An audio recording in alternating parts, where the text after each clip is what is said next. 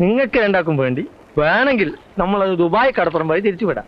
പിന്നെ കഷ്ടൊരു ഫർലോങ് നീന്തണം. അറബി പോലീസിന്റെ കണ്ണിൽപ്പെട്ടാൽ? അതിന് അറബി പോലീസിന്റെ മൂക്കിന്റെ അകത്തേക്കല്ലല്ലോ നിങ്ങൾ നീന്തി കയറുന്നത്. പോലീസും കില്ലീസും ഒന്നും ഇല്ലാത്ത ഒരുപാട് കടപ്പുറം ഗൾഫിലുണ്ട്. അത് ഗഫൂറിന് നല്ലപോലെ അറിയാം.